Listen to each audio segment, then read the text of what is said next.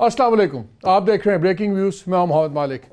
आज की एक बड़ी ख़बर तो ये चल रही थी, जो यूएई के क्राउन प्रिंस मोहम्मद बिन ज़ैद आए। अगरचे वो अनाउंसमेंट्स नहीं हुई जो गवर्नमेंट ने कहा था कि पहले होंगी, डेफर्ड ऑयल पेमेंट्स वगैरह, लेकिन यही बहुत बड़ी इंपॉर्टेंट बात है कि 11-12 साल के बाद वो आए हैं। और आपको याद होगा कुछ अर्सा कबल वहीं के फॉरेन मिनिस्टर की जब एक ट्वीट आई थी तो उसके बाद बहुत ज़्यादा तनाव बढ़ गया था। तो it's a big improvement on its own. लेकिन उसके अलावा 2-3 बड़ी मज़ेदार मैं कहूँगा डेवलपमेंट्स हुई। एक तो जरदारी साहब आज फिर बहुत गरजे, बहुत बरसे। पिछले 3 माह के अंदर अगर 90 डेज़ के अंदर देखा जाए तो तकरीबन ये शायद उनका 12वां या 13वां जलसा बन रहा है पब्लिकली। आज भी उस पर काफ़ी ज़्यादा बोले, लेकिन जो पहले फ़ौज की ईंट से ईंट बजाने की बात हो रही थी, आज उनको बड़ा दोस्त कह के कुछ समझाने के अंदाज में बात हुई। वो क्या मॉडरेट, क्यों इतनी मॉडरेशन आई, उस पर ही बात करेंगे। दूसरा, there was a very pleasant change on the stage also. आज आसफा भुट्टो को लेके आए वो साथ। क्या the entire family is being pulled out now, कि किसी भी तरह जो चीज़ माकर किसी भी सेक्शन को अपील करे। ये क्या हो रहा है, गुस्सा किस बात का? क्या JIT का खौफ है? कुछ JIT की जो रेवलेशंस आई हैं उस पर भी हम बात करेंगे। और कुछ एक दो एग्जांपल्स मैं आपसे ज़रूर शेयर करना चाहूँगा कि JIT में किस तरह एक्सपोज हुआ है, किस तरह इन अरबों का माल बनाया। कल एक और बड़ी ख़बर है, कल नवाज शरीफ साहब का दोबारा इस्लामाबाद हाई कोर्ट में उनकी अपील लगी हुई है। यहीं से उनको लास्ट अपने एवन फील्ड रेफरेंस में आपको याद है बेल भी मिली थी उनको, मरियम नवाज़ को और साथ ही उनके दामाद को। तो अब PMLN वालों का ख्याल है, बहुत होपफुल हैं कि जी शायद हमें वही चीज़ दोबारा यहाँ से रहम हो जाए। क्या पॉसिबिलिटीज़ हैं? कल तो वैसे खाली शायद तारीख ही पड़ेगी, but the process will be done. उस पर भी ज़रा बात करेंगे। लेकिन मैं अपने गेस्ट का आपसे तारुफ करा दूं। और एक ख़बर और, वो हमारे साथ एक गेस्ट जो आप देखेंगे वो भी आपको पता लगेगा, बड़े खुश होते हैं। इस्लामाबाद के बाबू जौन से हैं, वो किस तरह करीबन 485 से 500 अरब रुपए की ज़मीन सिर्फ 25 बिलियन के अंदर, 25 अरब के अंदर लेके अपने अंदर बांटने के चक्कर में हैं। ये स्कैंडल पे हम बात करेंगे। मेरे साथ स्टूडियो मौजूद हैं रऊफ क्लासराज साहब, चमक रहे हैं, बड़े स्मार्ट होके आए हैं, अमेरिका से अभी फ्लाइट पे आए हैं। Thank you very much for joining us. Trump वाली लुक आप में भी थोड़ी थोड़ी आ गई है, थोड़ी अमेरिकन लुक है ना, अंग्रेज हो गए। साथ अरशद शरीफ साहब, द एंग्री यंग मैन, और शाह खावर साहब, हमारे रिटायर्ड लाहौर जज थे, डिप्टी अटॉर्नी जनरल। ज़रा पहले भट्टी साहब ज़रा प्ले कर दें जरदारी साहब के आज की जो एक दो बातें, ताकि उस पर हम एक साइड पे कर लें इस बात को। मैं उन दोस्तों को समझाना चाहता हूं जो कि नॉन पॉलिटिकल प्लेसेस पे बैठे हैं, जिन जमहूरी इदारों पे जिनने कामयाब नहीं हुए हैं, जिनने कब्जे नहीं किए हैं, कि उनको तो सोचना चाहिए, उनको तो समझना चाहिए कि कल का कल क्या होगा, परसों क्या होगा। अब भी हमारे शर्जील मेमन ने जेल से बैठ के इलेक्शन जीती है। आने दो इन तूफानों को, हम तो इन तूफानों को देख के खुश होते हैं। ये तूफानों को, ये मसलों को, ये ड्रामों को, हम तो इसको देख के, और मैंने उनको कहा है कि ये ड्रामे तुम करे जाओ, इससे मैं और पॉपुलर होता रहूँगा। जिसने अपनी मंजिल खुद ही तय की हो उसको क्यों डराते हो? वो बेवकूफ़ हो, वो जाहिल हो, वो नहीं डरेगा तुम्हारे ये अटकंडों से। तुम एक नहीं 50 केस बनाओ। ऐसा मत करना कि एक केस बनाओ, 50 बनाओ। इंशाल्लाह उनको मैं मुंह दूंगा। मैंने पहले भी 50-50 केसेस को मुंह दिया है, उससे कोई फर्क नहीं पड़ता। ओ बेवकूफ़ो, जाहिलो, संभल जाओ। जनाब क्लासा साहब, क्या है? मुझे तो मार्क एंटनी याद आ गया। वैसे उसका जूलियस सीज़र भी यहीं से शुरू होता है, जब वो उसकी सीज़र की लाश पे खड़े होकर तकरीर शुरू करते हैं, कंट्रीमैन, रोमन्स। तो वही वाला मेरा ख्याल है वही। और जो बाद में बेचारे उसका मार्क एंटनी का हुआ वो भी हमारे सामने है। अब जरदारी साहब की ये बातें कभी हमें बड़ी मुतासर किया करती थी, जब तक हम इनको करीब से नहीं जानते थे। थोड़ा सा एक डिस्टेंस था, पर्टिकुलरली 2008 तक। अगरचे आप हो गए, आमिर मतीन हो गए, शाहीन सिपाही साहब और बाकी देखने ज़िया साहब, आप लोगों ने इनका थोड़ा सा देख लिया था। बीबी के दौर में कोई थोड़े से इनकी झिलकियाँ देख ली थी जब इनका नाम पड़ा था मिस्टर 10%। तो लेकिन अभी क्योंकि बेनज़ीर भुट्टो साहबा थी वहाँ पे, उनका फेस सामने था, तो बहुत सारी चीज़ें इनकी छुपी हुई थी। अभी भी लोग समझते थे कि ये जरदारी साहब बेकसूर हैं, लोग यहाँ पे पंजाब का मीडिया जो है वो इन पे जरदारी साहब को टारगेट करता है, एस्टेब्लिशमेंट पीछे खड़ी होती, बला बला सौ साक्षी थी जहाँ आके हम भी बना लेते थे कि चलें जरदारी साहब को बेनिफिट ऑफ द डाउट मिलता था। 2008 तक बहुत सारे लोग इनको इस तरह नहीं जानते थे, पर्टिकुलर मैं, चलो अगेन एक तरह का मुझे उस पर करने दे, एडमिशन करने दे, मैं इस तरह नहीं जानता था। जो अब वो चीज़ें उनके पिछले 10 सालों में उनके सामने आई हैं, दाद देनी पड़ती है वैसे जरदारी साहब को कि इतना कुछ करने के बावजूद, इतना मैसिव एविडेंस सामने आने के बावजूद, अभी वो कह रहे थे शर्जील मेमन जीते हैं जेल से, दाद सिंध के भाइयों को भी मिलती है सर, कि हमारे सिंधी भाइयों को ये पता नहीं है कि जितना पैसा लूटा गया है ना, ये पंजाब का पैसा नहीं लूटा गया। क्योंकि मेरे यहाँ कुछ सिंधी दोस्त थे, जब हम उनसे बात करते थे कि यार ये सिंध में इतना पैसा लूटा जा रहा है, आप लोगों का पैसा, वो पता क्या कहते थे, वो कहते सिंधी सियासतदान ने हमें ये समझा दिया कि हम आपको सिंधियों को नहीं लूट रहे, ये मुझे खुद बताया है, हम पंजाबियों को लूट रहे हैं। पंजाबी क्योंकि मुल्क पे सवार हैं, आपकी ब्यूरोक्रेसी में है, मिलिट्री में है, इधर उधर हैं, सो ये पंजाबियों का पैसा है। सिंधियों को उन्होंने ये गोली दी हुई है कि जनाब ये पंजाबी को लूट रहे हैं, उनका पैसा है, आप ना वरी करें। लेकिन एक चीज मैं डिफरेंस देख रहा था आज की स्पीच पे, एक आसफा का आना आउट ऑफ द ब्लू, आसफा को लेके हैं, दूसरा आज जो उनका रवैया था, आज वो पहले कह रहे थे हम ईंट से ईंट बुझा देंगे, आज वो कह रहे थे दोस्तों, ये जरा दोबारा चलाइएगा वो दोस्तों वाला पीस जो है, कि मैं उन दोस्तों को समझाना चाहता हूं जो उस जगह पे हैं। प्रोड्यूसर साहब, अच्छा चलें उसको लाएं, उसको फिर मुझे चलाइएगा। आसफा का आ जाना क्या है कि ये एक उनको कुछ फिक्र पड़ गई है कि बिलावल इज़ नॉट इनफ, अब वो पूरा ख़ानदान आएगा क्या, और is it just by chance? देखिए, आसफा के हवाले से जो सियासी उनका कैरियर लॉन्च होना है, जरदारी साहब उस पर पहले से काफ़ी काम भी कर रहे हैं, और आसफा पहले भी उनकी अपीयरेंसेस देख चुके हैं। एक जो इसमें टेक्निकल इशू समझ आता है कि बिलावल का नाम भी आया हुआ है जरदारी ग्रुप के साथ, CEO के बतौर उनके सिग्नेचर्स वगैरह भी हैं, और ये 18 साल की उम्र के बाद की जो वो 1 साल का जिक्र करते हैं, मैं 1 साल का था और तब से देखता आ रहा हूँ, या उस वक्त कंपनी डायरेक्टर, वो पार्कलैंड के हवाले से जरदारी ग्रुप के CEO, उन्होंने साइन जब किया 18 साल से बड़ी उनकी उम्र थी, उस वक्त उन्होंने वालिद साहब से नहीं पूछा कि जनाब ये जो साइन करवा रहे हैं किस वजह से। दुबई की एक जो प्रॉपर्टी थी वो गालिबन जरदारी साहब ने बख्तावर के नाम पे की है। सो आसफा इज़ द ओनली वन जिसके ऊपर अभी तक उस अनटेंटेड जो है डॉक्यूमेंट्री ट्रेल में कोई चीज़ एज सच आसफा के हवाले से निकल आएगी, जब हुई है। जरा वो लगाइएगा वो आर्मी वाला जो पीस है। मैं उन दोस्तों को समझाना चाहता हूं जो कि नॉन पॉलिटिकल प्लेसेस पे बैठे हैं, जिन जमहूरी इदारों पे जिनने कामयाब नहीं हुए हैं, जिनने कब्जे नहीं किए हैं, कि उनको तो सोचना चाहिए, उनको तो समझना चाहिए कि कल का कल क्या होगा, परसों क्या होगा। अब भी हमारे शर्जील मेमन ने जेल से बैठ जी रऊफ साहब, उन्होंने पहले कहते थे ईंट सींट, अब कहते हैं सोचें समझें रिव्यू करें डिसीजन, शायद आप गलत लोगों को ले आए हैं। अब तो वो बड़ा अप्रोच बड़ी सुलह सफाई वाली नहीं है जो वो बात जो अरशद ने की है ना। अब एक हमें दुख भी होता है, तकलीफ भी होती है कि मतलब कम से कम इनके बच्चे जो हैं माशाल्लाह उनको बड़ा बेनिफिट ऑफ द डाउट मिलता रहा है, और मिलना चाहिए था। अब लोग उनको बेनज़ीर भुट्टो के बच्चे समझते थे, बिलावल हूँ, बख्तावर हूँ या आसफा हूँ। आसिफ अली जरदारी का इम्पैक्ट उन पर कम था क्योंकि ये मोस्ट ऑफ द टाइम वैसे जेल में रहे, और बेबी सिटिंग के लिए कुछ अर्सा अगर दुबई में बीबी ने इनको रखा भी, से आने से पहले तो और बात थी।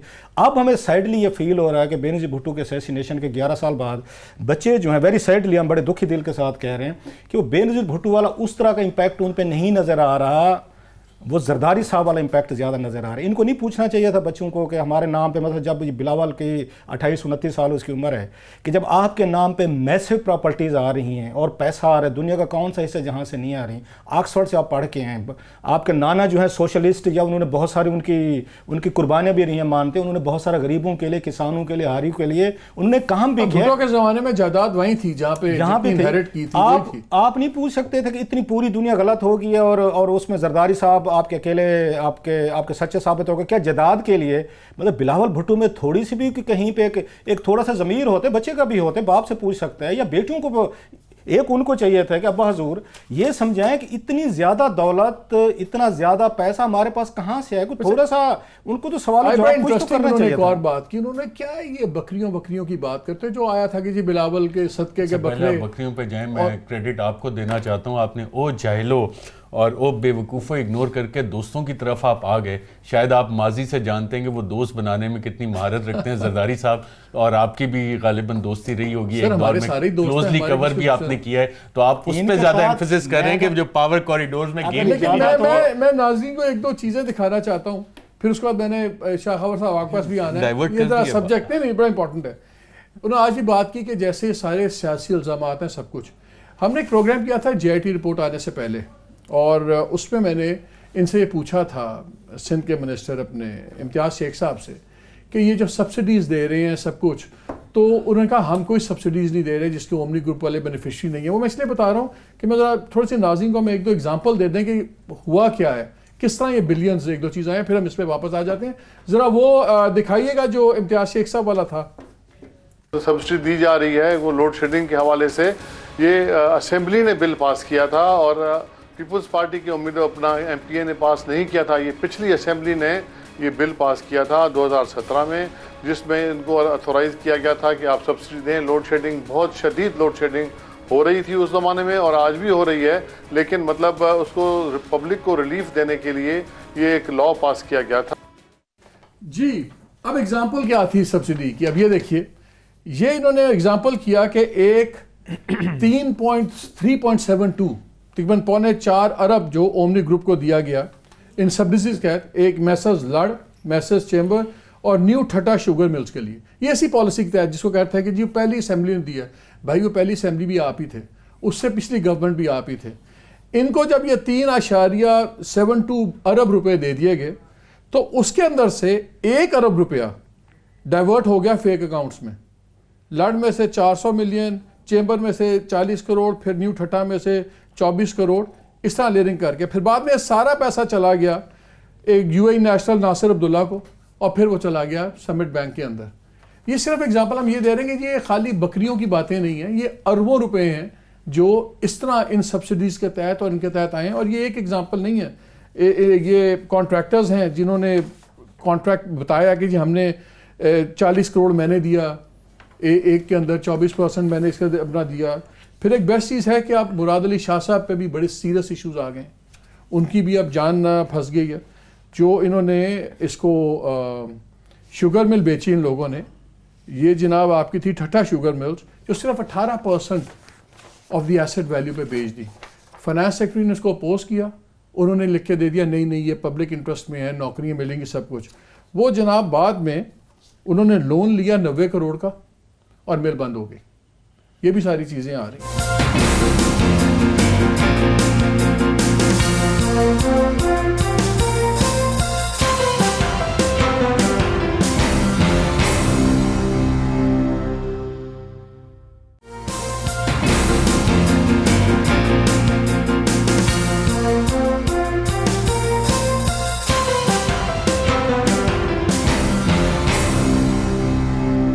اگر یہ بڑے بڑے کیسز الٹیمیٹلی ختم ہو گئے یا ان پہ فیصلے نہ ہوئے تو پھر یہ کیا ہے, ساری کریڈیبلٹی ختم ہو جائے گی سسٹم کی. بڑا آپ کا اہم سوال ہے. میں یہ کچھ عرصے سے یہ محسوس شاید میں نے کرنا شروع کیا ایز اے رپورٹر کے طور پر کہ شاید ہمارے ہاں ہمارے سسٹم میں کہیں, عدالتوں میں کہیں, ہم میڈیا میں ایون کہیں, یا سول بیوروکریسی وٹ ایور جو بھی اکاؤنٹیبلٹی کے ٹولز ہیں, چیک اینڈ بیلنس, ہمارے اندر کیپیسٹی نہیں ہے مالک کہ ہم اتنے بڑے لوگوں کا ٹرائل کر سکیں. ہمارے اندر ایک طرح صدیوں کی غلامی کھڑی ہوئی کہ ہر بڑے آدمی کو تکلیف میں دیکھ ہماری آنکھوں میں آنسو آنا شروع ہو جاتے ہیں. آپ اس کا پیٹرن دیکھ لیں, جو بھی کوئی بڑا لیڈر جب پکڑا جاتا ہے اس کی کرپشن سامنے آنا شروع ہو جاتی ہے. بڑے چیز میں رہندے سمرتھے ہو گیا. یہ ہمارا کلچر ہے ہندوستان پاکستان کا صدیوں سے. ایک ہمیں بت چاہیے, ایک ہمارے مزاج میں رہا ہے, بت پرستی رہی ہے ہمارے مزاج میں, آج بھی ہے. ایک مسلمانوں کی علیحدہ ہمارا ایک مائنڈ سیٹ رہا ہے کہ جو ٹاپ پہ بیٹھے ان کو کوشچنز نہیں کر سکتے, جو بادشاہ سلامت ہے اس کا نام خود میں پڑھا جا رہا ہے, اور بلا بلا کی چیزیں. یہ صدیوں سے ہمارے اندر یہ چیز چلی آ رہی ہے. اور باقی ہم نے یہاں کا لوکل کلچر بھی ہم نے آ کے لیا کہ بت پرستی ہمارے ذہن میں تھی. سو ہر بندے کا ٹرائل, ایک ہمیں بت چاہیے, ہر بندے کو چاہیے. سر مجھے بھی شاید چاہیے ہوگا, آپ کو بھی چاہیے ہوگا. ہر بندے کا آپ کو بت چاہیے, بڑا آدمی چاہیے جس کے ساتھ آپ کے تعلقات ہوں, جس سے آپ کی دوستی ہو, جو آپ کو ہاتھ سوشل سٹیٹس آپ کا بنتا ہو کہ میری شادیوں پہ یہ بندے ضرور آنے چاہیے, چاہے پورا ملک لوٹ کے کھا جائیں.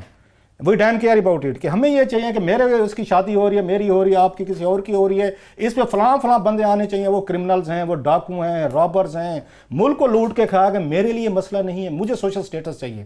یہی چیزیں ہم یہاں پہ معذرت کے ساتھ پھر ہمیں بلا لیں گے عدالت والے.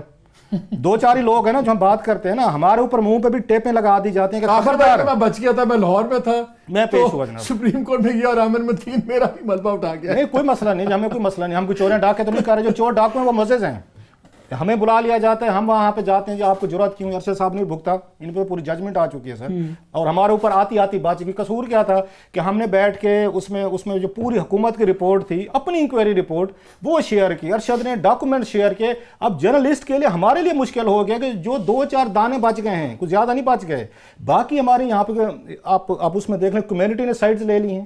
وہ سمجھتے بہت بڑا ایک طبقہ ہے صحافیوں کا جن کے تعلقات ہیں میاں نواز شریف صاحب سے یا دیگر سے, کہ میاں صاحب نے بڑی زیادتی ہوگی, دیکھو جی میاں صاحب سے بڑی زیادتی. یہ صحافی ہم کہہ رہے ہیں جن کا کام ہے کہ اس پروسیس کو تھوڑا سا وہ دیکھیں, اس کے ساتھ کیا تو اس کے ساتھ کیوں نہیں کیا. ایک اور یہاں پہ ٹرک چلتا ہے, مالک کو پکڑا, مطلب یہ ہے کہ اگر آپ نے کسی پہ بات کرنی, آپ نے کسی پہ کامنٹ کرنا, آپ کو 600 کامنٹ آئے, مالک صاحب آپ نے فلاں وقت بات نہیں کی تھی, مطلب یہ ہے کہ اگر میں نے آگے ارشد شریف پہ کوئی کامنٹ کرنا, پہلے 600 لوگوں پہ کامنٹ کروں, اپنے آپ کو جسٹیفائی کروں, آ کے یہاں پہ پیچ کروں. اور دوسرے عامر متین نے ایک بڑے عرصے سے ایک بات کہتے ہوتے جو میں اس پہ کنونس ہوں, یہاں پہ ریکڈ ہو چکا ہے سارا سسٹم. جو ہمیں بعض دفعہ لگتا ہے نا کہ شاید چیزیں بڑے لوگ پکڑے جا رہے ہیں, تو بعد میں ہمیں پتہ چلتا ہے نہیں, بڑے لوگ جو پکڑے جا رہے ہیں ان کی کسی اور بڑے سے لڑائی ہوگی, تو بڑے نے کسی اور بڑے کو کہا کہ ذرا اس کو ٹائٹ کرو, یہ میرے پاس وایا بٹن آئے گا, جس میں رگڑا کھا کے وہ پھر بلا لیں گے جانے. اور بات کروں گا, اس میں جو وزیر صاحب انوالو تھے, انہوں نے کہا کہ جی انہوں نے ان کے پارٹنر نے 23 کروڑ کی انویسٹمنٹ کی. بعد میں جب پریشر ڈلا, سب کچھ ہوا, تو انہوں نے بقول ان مینجمنٹ نے کہ جی ہم نے ان کو تو دے دی ان کے 18-23 کروڑ, لیکن ایڈجسٹمنٹ یہ ہوئی کہ ہم نے ساتھ کا 1.25 ارب روپے کی آپ پراپرٹی بیچ میں لے لیں, اس کے مطابق, اس ریٹ کے مطابق اتنے اسکوائر فٹ آپ کو اپارٹمنٹ سپیس بیچ دی. یا پھر ایک اور وزیر نے بیٹھ کے بیچ میں نیگوسیشنز کروائیں, اس نے بھی پلاٹ لیا اپنے. اتنی بڑی انلیگلٹی, اس میں وزیر بیٹھ کے نیگوسیشنز کروا رہے ہیں سب. اور اگر ہم بات کریں, ہمیں عدالت بلا لیتی ہے. آپ نے دیکھا یہ زرداری صاحب کیا کہہ رہے تھے, بڑا انہوں نے انتہائی اہم بات کی ہے, وہاں سے پک کریں. انہوں نے کہا جناب وہ بڑی اتھارٹیز جو نان پولیٹیکل سیٹس پہ بیٹھے ہوئے ہیں, ان کو سوچنا چاہیے, ان کو سمجھنا چاہیے. کس کو میسج بھیج رہے تھے, وہ آرمی کو بھیج رہے تھے. مطلب کیا ہے, وہ یہ سمجھتے ہیں کہ ہمارا جو اکاؤنٹیبلٹی وہ عدالتیں نہیں کر رہی ہیں. اب ان کو بلائیں نا ذرا, اس پہ ان پہ توہین عدالت ان پہ لگتی ہے. وہ یہ میسج دے رہے ہیں کہ میرا جو اکاؤنٹیبلٹی ہے نہ ایف آئی اے کر رہی ہے, نہ نیب کر رہی ہے, نہ عدالتیں کر رہی ہیں, یہ فوج کر رہی ہے. لہٰذا انہوں نے سیدھا پیغام انہوں ہز ایکسیلنسی نے ان کو بھیجا ہے کہ کیا بیوقوف اور یہاں پہ چور لوگوں کو آپ لے آئے ہیں, آپ ہم سے بات کریں. اس ملک میں یہ ممکن ہی نہیں رہا. بعض دفعہ آپ اور میرا ٹھیک ہے کام ہے, ہم بولتے رہیں گے, باتیں کرتے رہیں گے, سٹوری چلتی رہیں گی. ہمارے سسٹم میں, لوگوں میں, مائنڈ سیٹ میں اتنی کیپیسٹی نہیں ہے کہ ایسے چوروں کو, ڈاکوں کو, جن کی ڈاکومنٹ سامنے آئی ہیں, ان پہ ہاتھ اگر ڈال بھی جائے تو بڑا طبقہ رونا شروع ہو جاتا ہے, ماتم شروع کر دیتا ہے. پروڈیوسر صاحب میرے کان میں لگے, میں بریک لے لیں, لیکن میں ایک سوال پہلے آپ سے کرنا چاہتا ہوں, میں پھر then move to other subject. Asghar Khan case, اس میں ایف آئی اے نے جا کے ہاتھ اٹھا دی. میرے نزدیک بہت امپورٹنٹ کیس ہے. اس میں ایک former army chief D G I S I Asad Durrani نے, اسلم بیگ نے, انہوں نے ایڈمٹ کیا ہے, کنسیڈ کیا, ہم نے پیسے لیے, ہم نے پیسے بانٹے, ہم نے سب کچھ کیا. وہ کہتے ہیں یہ کسی اور کی ہمیں وہ ٹرانزیکشنز نہیں آئیں, کسی اور یہ نہیں آیا. کیا یہ مقدمہ اس لیے بٹھایا جا رہا ہے کہ اس میں 2 جنرلز ہیں, یا اگر 2 بندے سیلف کنفیس کیا ہوا ہے کہ یہ ہمارا کرائم ہے, وہ تو اپنے منہ سے کہہ رہے ہیں کہ میں نے کیا ہے, تو پھر اس ملک میں ایک وہ بیچاری وومن عورت تھی جس کا جیل کے اندر ہو گاٹ پریگننٹ, تو اس پہ زنا کا کیس لگا کے اس کو سزا دے دی گئی, حالانکہ وہ ریپ ہوئی تھی. انہوں نے کہا جی یہ تو پروو ہو گیا نا کہ پریگننٹ ہوئی ہے. اسی ملک میں اگر 2 جنرلز کہتے ہیں کہ ہم نے دیے ہیں پیسے, تو کیا وہ بھی دے ول واک اسکاٹ فری؟ اس پہ قانون کیا کہتا ہے؟ جی یہ بڑا انٹرسٹنگ صورتحال ہے. اس کی وجہ یہ ہے کہ جو ججمنٹ ہے اصغر خان کیس میں, جو افتخار محمد چودھری صاحب کی سربراہی میں ایک بینچ نے دی تھی, اس میں انہوں نے 3 لوگوں کو ذمہ دار قرار دیا تھا. ایک مرحوم غلام اسحاق خان جو سابق صدر تھے, ایک اس وقت کے سابق chief of army staff general Mirza Aslam Beg, اور general Asad Durrani former D G I S I. ان کے بارے میں تو انہوں نے یہ ہولڈ کر دیا کہ ان کے خلاف تو ثابت ہو گیا ہے, اور ان کے خلاف ایکشن جو ہے وہ federal government in accordance with law لے گی. چونکہ غلام اسحاق خان صاحب دنیا سے چلے گئے تو ان کی حد تک تو ابیٹ ہو گیا وہ کیس, تو پیچھے 2 یہ صاحبان رہ گئے جو کہ آرمی کے سینئر ہرارکی سے بلانگ کرتے تھے. اب جہاں تک سویلین لوگوں کا تعلق تھا, جو ریسیپینٹس آف دی اماؤنٹ تھے, جس میں میاں نواز شریف صاحب بھی تھے, جس میں قاضی حسین احمد تھے, اور بہت سارے سیاستدان تھے, ان کے بارے میں یہ ایک عجیب بات ہے کہ سپریم کورٹ کی ججمنٹ میں یہ کہا گیا کہ ان کے بارے میں ان کی کرمنلٹی کو اسرٹین کرنے کے لیے فیڈرل گورنمنٹ جو ہے اس کی تحقیقات کروائے گی، اور تحقیقات میں اگر وہ لوگ ذمہ دار پائے گئے تو ان کو ان اکارڈنس ود لا ان کو ٹرائی کیا جائے گا اور ان کے خلاف مقدمہ قائم کیا جائے گا. تو اس پہ بہت عرصہ اس پہ امپلیمنٹیشن نہیں ہوئی. پھر اس میں یہ ہے کہ اتفاق سے میں خود جنرل اسد درانی کا وکیل تھا، ان کو ریپرزینٹ کر رہا تھا، اور اس میں کوئی شک نہیں کہ یہ پورا کیس جو ہے یہ ان کے ایفیڈیوٹ کے اوپر اور ان کی یہ ایک کنفیشن کہہ لیں یا ایڈمیشن کہہ لیں اس پہ تھا، چونکہ انہوں نے یہ سارا ریویل کیا تھا کہ پیسے کہاں سے آئے تھے. ان کا اپنا پوائنٹ آف ویو یہ تھا کہ چونکہ میں چیف آف آرمی اسٹاف کے انڈر تھا، president of Pakistan supreme commander تھے، تو میں ان کے آرڈر کا، ان کے حکم کا سپریم باؤنڈ کورٹ تھا. اور آئین یہ بھی تو کہتا ہے کہ آپ انلیگل آرڈرز نہیں مانیں وہ گے. تو چونکہ جب ججمنٹ آئی تو انہوں نے یہ بات کہی، ہم نے اس پہ ریویو بھی فائل کیا، ریویو بھی خارج ہو گیا. اس کے بعد اس کی امپلیمنٹیشن کا جو تھا وہ ایک پروسیڈنگ ابھی چل رہی ہے. تو اس میں جب یہ کوشچن آیا کہ 2 سابق آرمی کے افسران جو ہیں، اعلیٰ افسران، ان کو کس قانون کے تحت جو ہے وہ ٹرائی کیا جائے گا، ٹریٹ کیا جائے گا، تو انہوں نے یہ آپشن جو ہے وہ وزارت دفاع کو دے دی کہ آپ ہمیں بتائیں. تو پھر وزارت دفاع نے سپریم کورٹ آف پاکستان کو انفارم کیا کہ ہم ان دونوں افسران کو اپنے آرمی ایکٹ کے تحت ان کو پروسیڈ کریں گے اور اس کے تحت ان کو کریں گے. اب یہاں پہ جو ایک دلچسپ صورتحال یہ آ گئی ہے کہ اگر ایف آئی اے نے اس پہ سے ہاتھ اٹھا لیے ہیں، اگر وہ انہوں نے سپریم کورٹ آف پاکستان سے رجوع کیا اور انہوں نے کہا کہ ہمیں اس میں کوئی انکریمنیٹنگ مٹیریل نہیں ملا مزید ملزمان کے خلاف، تو 2 آرمی آفیسرز کو آئسولیشن میں سمجھتا ہوں کہ باقیوں کے بارے میں کوئی فائنڈنگ نہیں ہے، ان کا کوئی کردار سامنے نہیں آیا، تو آئسولیشن میں سمجھتا ہوں کہ ان کو پھر الگ طریقے سے ٹرائی نہیں کیا جا سکتا، کیونکہ اس میں پروسیکیوٹنگ جو ایجنسی ہے وہ ایف آئی اے ہے. اگر آرمی اس کو ٹرائی کرتی بھی ہے تو ایف آئی اے ہی اس میں جو ہے پروسیکیوٹ کرے گی. تو جب آپ ٹیررسٹوں کو جی کنفیشن کے اوپر ملٹری کورٹ سزائے موت دے دیتی ہے، تو ان کے اگر اپنے کنفیشنز ہیں تو اس پہ ٹرائی کیوں نہیں کرے گی آرمی؟ میں آپ کو اس لیے کہہ رہا ہوں کہ اس کا ایک بہت بڑا ایسپیکٹ جو ہے، دیکھیں نا، اس میں ایک بڑا امپورٹنٹ ایلیمنٹ یہ تھا کہ وہ پیسے جو اگر ڈی جی آئی ایس آئی نے دیے، وہ دیے کن لوگوں کو. جب یہ ایلیمنٹ بیچ میں سے مسنگ ہے کہ وہ ثابت نہیں ہو سکتا کہ وہ پیسے لوگوں نے لیے سر وہ خود اپنے منہ سے کہہ رہے ہیں میں نے مالک کو دیے، میں نے روف کو دیے، اس میں ایک امپورٹنٹ بات یہ ہے، میں بتاؤں اس میں ایک امپورٹنٹ بات یہ ہے جو ریکارڈ کی درستی کے لیے کہ اس میں جنرل اسلم بیگ نے وہ جو جنرل اسد درانی کا بیان ہے اس سے اتفاق نہیں کیا، انہوں نے اس سے انکار کیا ہوا ہے. تو اس میں جو ایڈمیشن ہے، مجھے ایک break, you want to add something quickly, پھر میں بریک لینی ہے. آپ میرے خیال بریک کے بعد ہے، یہ بڑا اہم ٹاپک ہے، اس سے بھاگے نہیں. چھوٹی سی چیز ارشد بات کریں کہ اس پہ بات کرنا چاہتے ہیں. آپ نے جتنی باتیں ابھی ساری کی نا، اس میں آصف زرداری صاحب نے جو آج بات کی تھی، جس طرح وہ سسٹم کو موک کر رہے تھے، او بے وقوفو، او جاہلو، یہ ان جاہلوں، ان بے وقوفوں کا سسٹم ہے جس کو آصف علی زرداری صاحب کہہ رہے تھے، اور اس میں کوئی مضبوط طاقتور شخصیت نہیں پکڑی جاتی اس قانون میں. کمزور میں پکڑا جاؤں گا، آپ پکڑے جائیں گے، روف پکڑا جائے گا، کو پکڑ لیں بس، وہ پکڑے جاتے ہیں بڑے لوگ. میرا جو کہنے کا میرا پوائنٹ آف ویو یہ ہے کہ پھر 2 افسران کو سنگل آؤٹ نہیں کیا جا سکتا، لیکن جب آپ کے پاس پوری انکریمنیٹنگ مٹیریل سامنے نہیں آیا. کنفیشن جو ہے وہ اٹ سیلف جب تک دوسرے چلیں مجھے بریک لینا ہے، بریک کے بعد آگے ناظرین بڑا سینسٹیو سبجیکٹ ہے اور اس پہ آگے بات کریں گے. اس کے بعد اور بھی بہت باتیں ہیں، بہت زیادہ اسکینڈل دوسرا ہاتھ بھی نہیں لگا سکے، but this is very important. اس پہ بات کرتے ہیں بریک کے بعد، ہمارے ساتھ رہیے گا.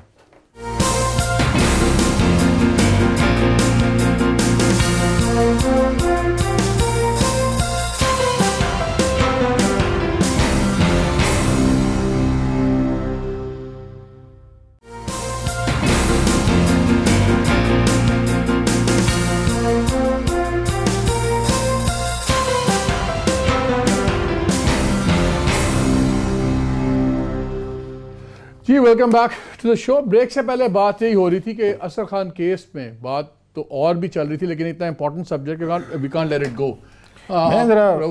शाह खबर साहब हमारे दोस्त भी हैं, मुश्किल वक्त में हमारी वकालत भी करते हैं, लिहाजा इनसे ज्यादा लड़ाई तो हम लड़ नहीं सकते। लेकिन अपने मोकल को बचा गए हैं, बड़ा वही कह रहा हूं। साफ सुथरा करके। आपने बड़ा खूबसूरत सवाल किया सर। और मैं एक और इशू पे, ये सारी चीज़ें एक्शन वगैरह की सेटलमेंट हो चुकी थी, जजमेंट जिसका इन्होंने हवाला दिया ना, उनका चौधरी इफ्तिखार ये केस में किया था, उन्होंने 2 किस्म की हिदायत दी थी जो FIA ने मैसअप किया है और जानबूझ के किया होगा, क्योंकि FIA में फिर कहता हूँ ये इनको जब तक कोई वो कह सकते हैं इन पे कोई हाथ ना रखे, FIA में इतनी जरूरत नहीं है कि इतने बड़े बड़े काम कर सके, इनको कहीं और से गायब की इमदाद मिले तो फिर ही कुछ करते हैं सारे। 2 आर्डर्स थे इसमें सर, अगर मैं उस गलत हूँ तो मुझे शाह खबर साहब उसमें ठीक करेंगे। एक सिविलियन साइड के लिए आर्डर था, वो उन्होंने इंटीरियर मिनिस्ट्री को भेजा था कि आप कमेटी बनाए, कमीशन बनाए, FIA को कहीं इन्वेस्टिगेट करे और एविडेंसेस ये फर्दर जो है वो हम देंगे। एक उन्होंने डिफेंस मिनिस्ट्री को किया था। डिफेंस मिनिस्ट्री को क्या कहा गया था?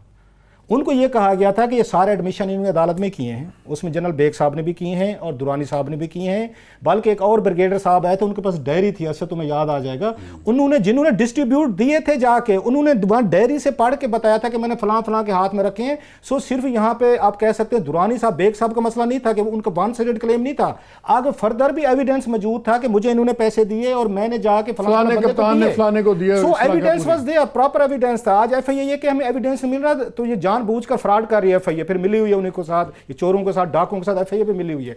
डिफेंस मिनिस्ट्री को क्या कहा गया था, वो बड़ा अहम था, जो बात आपका सवाल का जवाब देता है।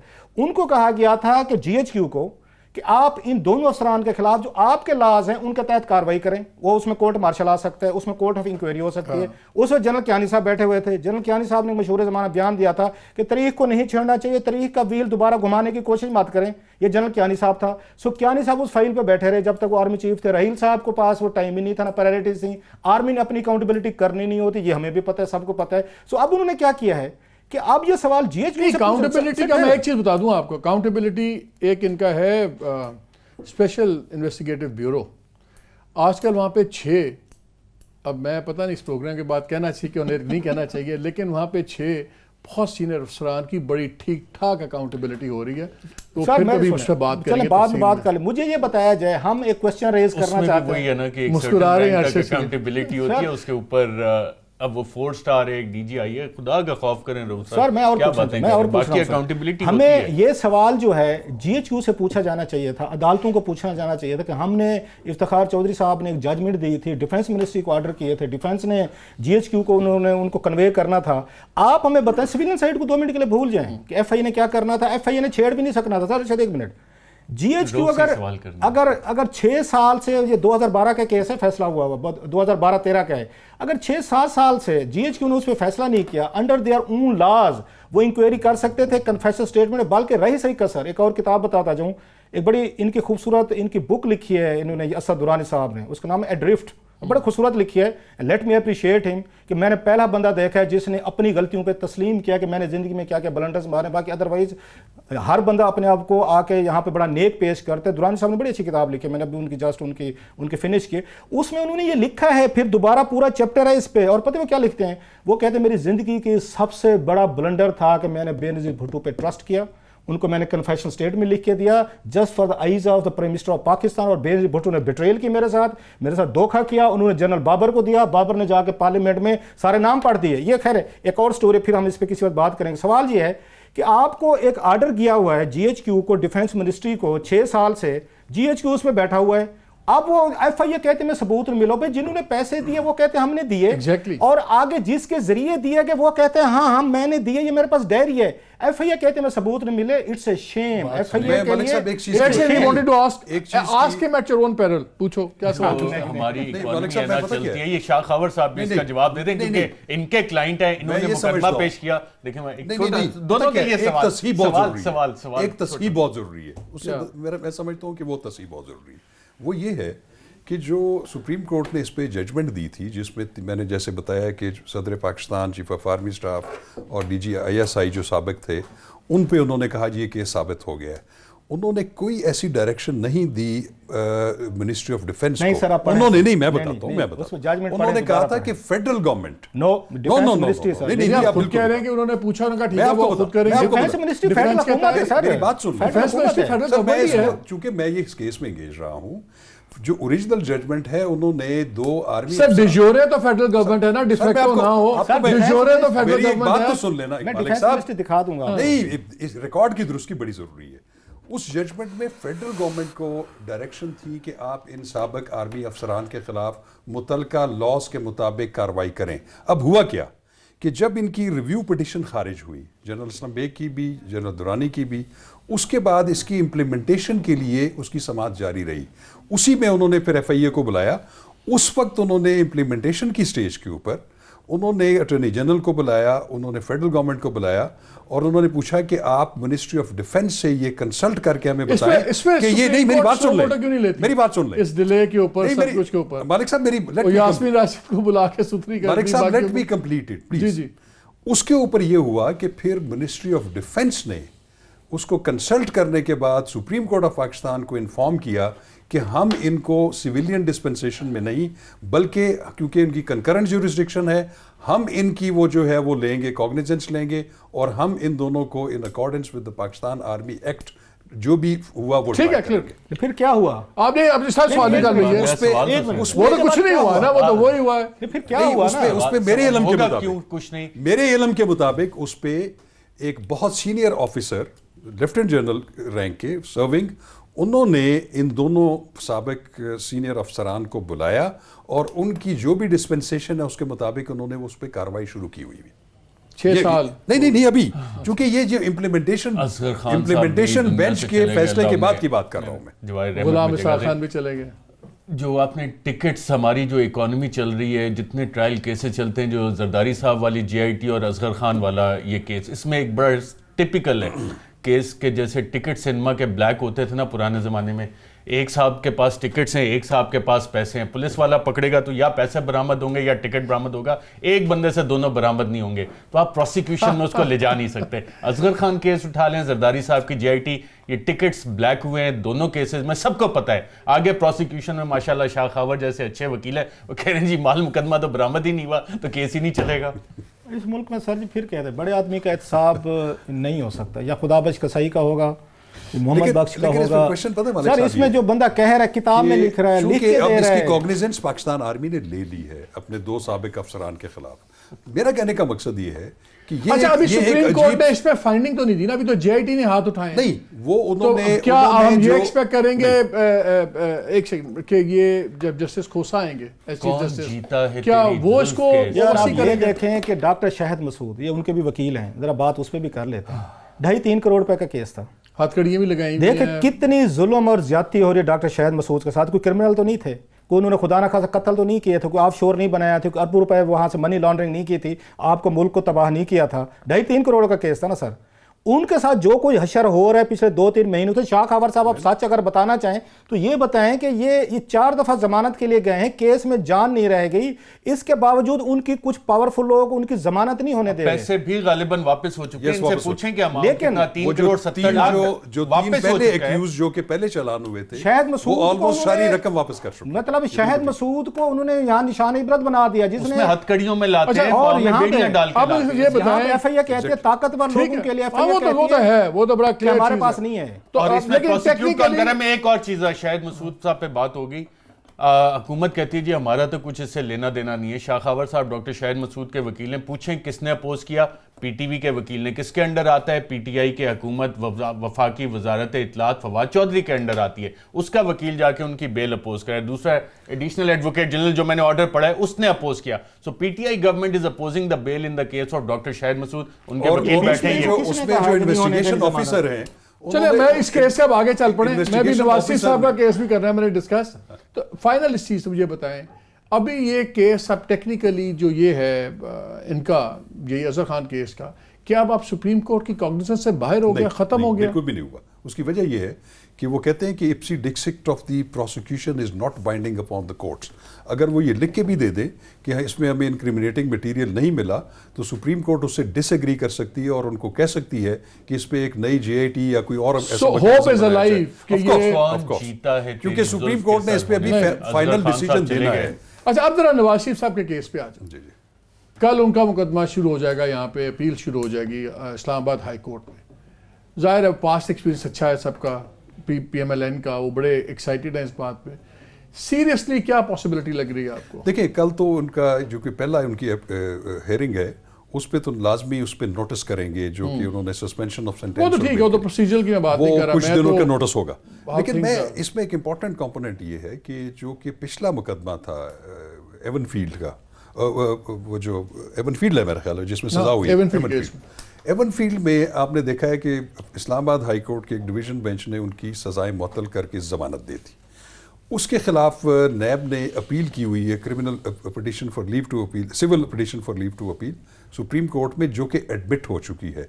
और उस पे जो रिमार्क्स आए उस वक्त के बेंच के, जिसकी सरबराही chief justice of Pakistan justice Saqib Nisar साहब कर रहे थे, और उस पे अब वो मैटर जो है उसके ऊपर ये भी एग्रीमेंट हो गया है कि उसके लिए लार्जर बेंच कम अज़ कम 5 रुकनी बेंच एक तश्कील दिया जाएगा, जो कि अनकरीब उसकी मेरा ख्याल में कोई डेट फिक्स हो जाएगी।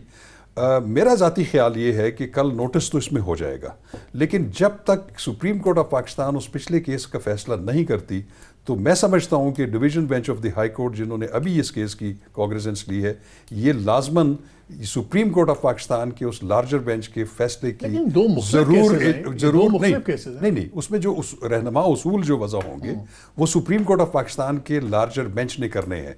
और मेरा ख्याल ये है कि high court, Islamabad high court जो है वो इंतजार करेगी, उस वक्त तक फैसला नहीं देगी। तो अगर उस पे फैसला पॉजिटिव आता है मियां साहब के हक में, तो क्या ऑटोमेटिकली वो इस पे फैसले को इन्फ्लुएंस नहीं कर देगा? ऑफ कोर्स उस पे ये होगा कि वो एक जो उसकी बेयरिंग तो एज सच डायरेक्ट नहीं होगी, लेकिन चूंकि जो लीगल पॉइंट्स उठाए हैं, जो क्वेश्चन ऑफ लॉ नैब ने उठाए हैं सुप्रीम कोर्ट के सामने, अगर वो एक्सेप्ट हो जाते हैं तो फिर इनकी जो ये इस वाले केस में जो सस्पेंशन ऑफ सेंटेंस है उसके चांसेस मादूम हो जाएंगे। लेकिन अगर वो उनको अपहोल्ड करते हैं तो फिर मेरा ख्याल है कि सुप्रीम ये जो हाई कोर्ट तो का मौजूदा मैं बेंच नवाज है शरीफ हूं, उसके लिए अपनी कोई राय कायम करने में आसानी तो मैं तो फिर चाहूंगा कि पहले सुप्रीम कोर्ट का फैसला है, क्योंकि जो एवनफील्ड रेफरेंस केस है उससे तो डेफिनेटली ये केस बहुत ज़्यादा स्ट्रॉन्ग है, इसमें ट्रेल है, डॉक्यूमेंटेड है। तो फिर मैं भी यही चाहूँगा कि मेरा पहले वो बड़ा फैसला आ जाए और उसका इनडायरेक्ट बेनिफिट मुझे मिल जाए। Wouldn't you agree?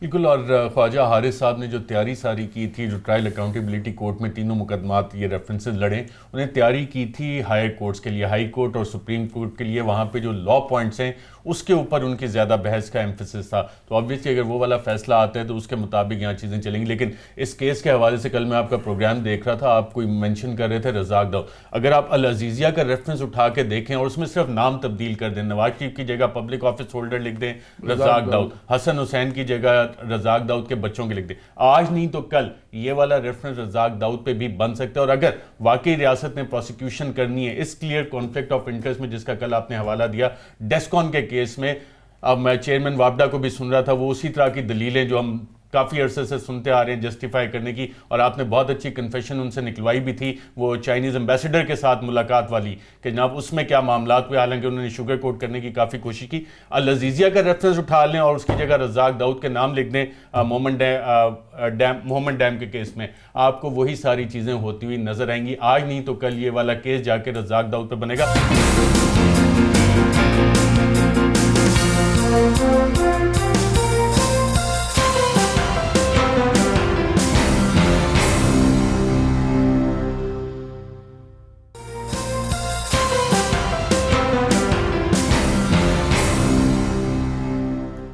Ji welcome back to the show. मुझे अभी बताया गया कि हमारे पास सिर्फ 1 मिनट है, तो तमाम गेस्ट का बहुत शुक्रिया।